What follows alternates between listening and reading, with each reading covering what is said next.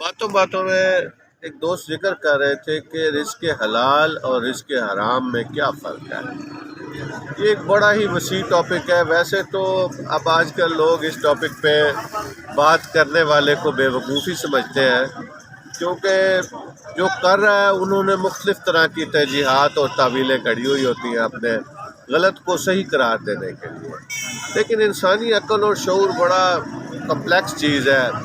انسان کے دل کو خود پتہ ہوتا ہے کہ یار میں ٹھیک ہے، لوگوں کو 100 طرح سے جھوٹ بول کے چیزیں جسٹیفائی تو کر رہا ہوں، لیکن سچائی کا آدمی کو پتہ ہوتا ہے۔ جیسا کہ اب مثال میں آپ کو دیتا ہوں، لوگ یہ 2 طرح کے ٹاپک ہیں کہ لوگ یہ کام کرتے کیوں ہیں، اور پھر پتہ ہونے کے باوجود اس سے رک کیوں نہیں پاتے۔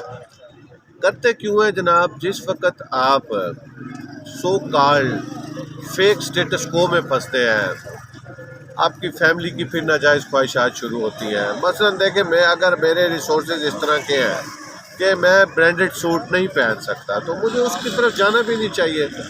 مجھے تو جو بچپن سے ہمارے پیرنٹس پہناتے آئے ہیں، ایک درزی رکھا ہوا ہوتا تھا، انہوں نے سوٹ کہیں سے لیتے تھے جناب، اس درزی سے سلوایا، عید بھی گزر گئی، زندگی سادہ تھی، زندگی اچھی گزرتی تھی، تو اتنی زیادہ لوگوں کو مار دھاڑ کرنے کی ضرورت نہیں پیش آتی تھی۔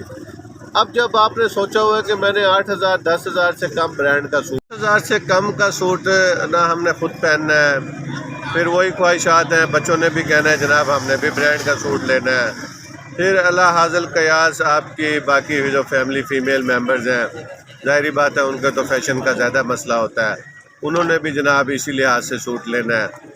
تو پھر یہ سب کرنے کے لیے نا آپ کو 2 طرح کی ضرورت ہوتی ہے۔ یا تو اگر آپ ملازم پیشہ بندے ہیں تو آپ بزنس کی طرف ٹرن آؤٹ کر دیں، آپ کوئی نہ کوئی ساتھ اپنا بزنس شروع کر لیں جو کہ آپ کے سٹیٹس کو، لیول کو مینٹین کرتا رہے۔ اگر آپ بزنس نہیں کرنا شروع کرتے، پھر دوسرے طریقے وہی ہیں کہ جس طریقے سے آپ نے مار دھاڑ جسے کہا جاتا ہے، انفیئر مینز ہیں۔ اگر آپ کو بزنس کر رہے ہیں تو اس میں بھی یہی ہے کہ اپنے بزنس کو آنیسٹی سے کریں اور تھوڑا تھوڑا بزنس کو ایکسپینڈ کریں تاکہ آپ کے بزنس ریسورسز بڑھیں۔ دوسرا طریقہ وہی ہے کہ پھر آپ دھوکہ دیں، ملاوٹ کریں، مطلب ناجائز طریقے سے آپ اپنی چیزیں سیل کریں، اوور پرائسنگ کریں۔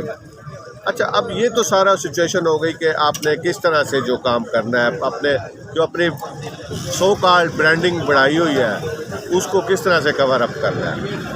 پھر دوسری جو اس کے امپیکٹس کی طرف جب ہم بات کرتے ہیں تو آپ نے سنا ہوگا یہ جتنے ایڈکٹڈ لوگ ہوتے ہیں، نشہ کرتے ہیں، تو نشے سے ہوتا کیا ہے؟ مطلب اگر میں سگریٹ پیتا ہوں تو سگریٹ سے میرے اندر نکوٹین کا لیول بلڈ میں میرے ڈپازٹ ہونا شروع ہو جاتا ہے۔ ایک سٹیج آتی ہے کہ مجھے وہاں پہ جا کے بلڈ میں نکوٹین کے لیول کو مینٹین رکھنے کے لیے پھر ڈیلی اسموکنگ کرنی پڑتی ہے، اور اتنی کوانٹٹی میں مجھے سگریٹس پینی پڑتی ہے جتنا وہ میرے بلڈ میں ڈپازٹ ہو چکا ہوا ہے۔ اس سے ہم کہتے ہیں کہ نشہ جو ہے نا خون میں حلول کر جاتا ہے۔ اسی طرح یہ جو رزق حرام ہے نا، یہ بھی آپ کے خون میں حلول کر جاتا ہے۔ یہ پھر جب تک آپ یہ نہ کما لیں، وہ آپ کے حرام کا لقمے جب تک آپ کے گلے سے نہ اترے، یہ آپ کے بلڈ کے اندر بے چینی مچاتا رہتا ہے، یہ آپ کو سکون نہیں لینے دیتا۔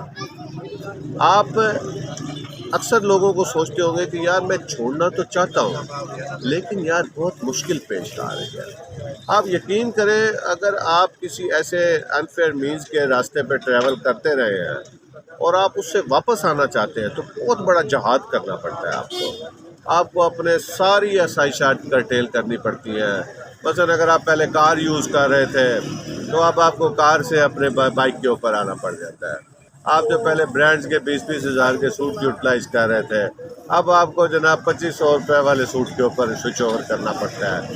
بڑا جہاد کا کام ہوتا ہے، ایزی کام نہیں ہے۔ لیکن وہ جسے پھر کہتے ہیں کہ اوپر والے نے آپ سے بہت سارے تحفوں کا وعدہ کیا ہوا ہے، وہ اسی طرح کے اپنے آپ کو مارنے پہ کیا ہوا ہے۔ اس معاملے میں آپ اگر حضرت عمر بن عبدالعزیز رحمۃ اللہ علیہ کا ایک بڑا مشہور واقعہ ہے کہ عید آ رہی تھی تو ان کی جو دختران تھی، بیٹیاں تھیں، انہوں نے نئے کپڑوں کی فرمائش کی، تو وہ گئے اپنے جو اکاؤنٹس افسر تھا، خزانے کا جو انچارج تھا، اس کے پاس کہ مجھے اگلے مہینے کی تنخواہ آپ ایڈوانس دے دیں۔ اب یہ کوئی اتنا بڑا پرابلم بھی نہیں ہے، مطلب کوئی انفیئر مینز تو نہیں ہے اس میں۔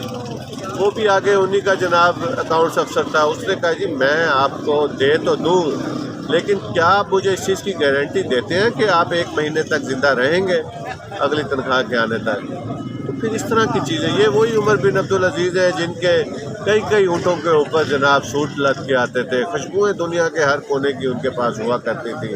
اپنے پہ جبر کرنا پڑتا ہے، جبر کا راستہ مشکل بھی ہے، اس میں بہت سارے لوگوں کی، سوسائٹی کی ادھر ادھر سے باتیں بھی سننی پڑتی ہیں کہ یار اتنا تو تمہارا ہوتا ہے، اور یار حالت تمہاری یہ ہے، لوگوں کا کچھ نہیں جانا ہے، انہوں نے آپ کے نزدیک نہیں لگنا۔ پھر حرام کی کمائی کے جو امپیکٹس اور اثرات ہیں اللہ ان سے بچائے، وہ اتنے ڈیزاسٹرس ہیں۔